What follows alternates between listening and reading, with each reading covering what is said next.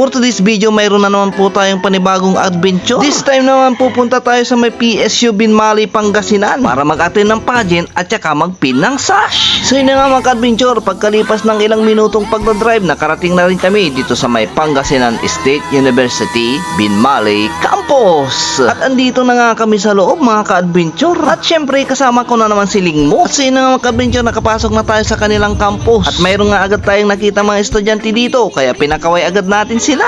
Hello mga ading, kaway-kaway naman dyan. At kunting sandali na lang mga ka-adventure, magsisimula na ang event. Pinakaway na rin natin yung mga ibang estudyante dito. At syempre, hindi na rin mawawala yung mga judges, sponsor at saka mga MC dito sa may Binibini at Ginoong Lakan at Mutya ng Pangasinan State University Binmali Campus. Naku mga ka-adventure, halata sa mukha ng mga estudyante dito. Ilalaban din nila yung mga kanilang mga pambato. Sino-sino kaya yung mga mananalo? Abay, para sa akin, lahat panalo. Makasali ka lang sa ganitong mga event ay matatawag mong price list at hindi mo makakalimutan sa iyong buhay. At syempre mga ka-adventure, nakiselfie na rin tayo sa mga ibang contestant dito. Abay, napakaganda naman nila at ang sisiksi nila. Sana all. Ay, hindi sila kasali mga ka-adventure ha. So yun na nga mga ka-adventure, magsisimula na ang event. At ito rin nga pala yung mga bigating sponsor at mga magpipin ng sash mamaya. Saabit lang kasi ako dito mga ka-adventure. At magsisimula na nga ang kanilang event mga ka-adventure. Tara't panoorin natin ang kanilang introduction number.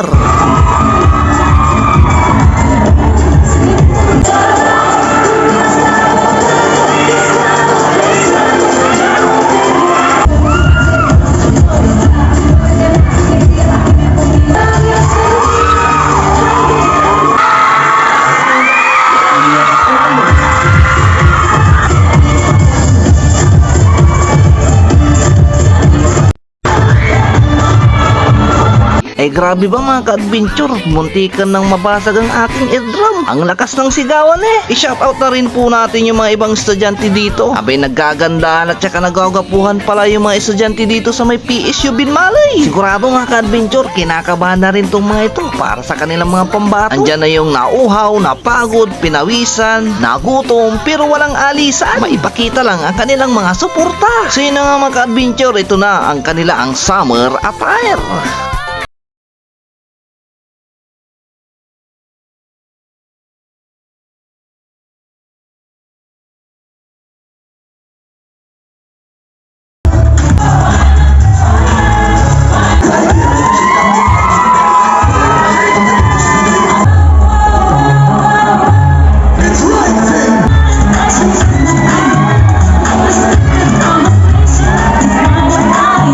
Sinundan na rin itong mga ka-adventure ng casual wear attire.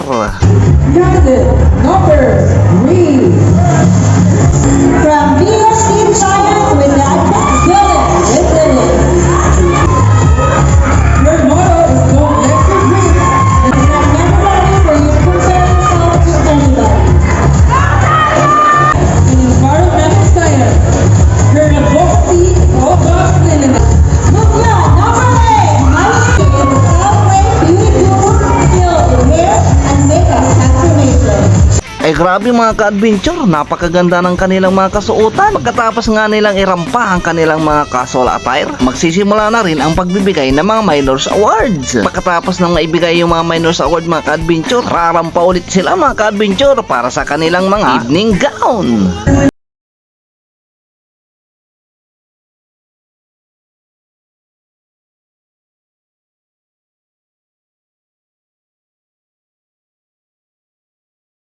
Dito nga ka-adventure na si Sheila Claveria Villamil, Brian Villamil at si Madam Melissa de la Cruz ng Passionels at Leymari SM Branch Dagupan. So yun na nga mga ka-adventure, lumalalim na ang gabi pero hindi pa tapos yung event. Maaga pa kasi yung pasok bukas kaya hindi na namin pinatapos. Kaya makikibalita na lang kami kung sino yung mga nanalo.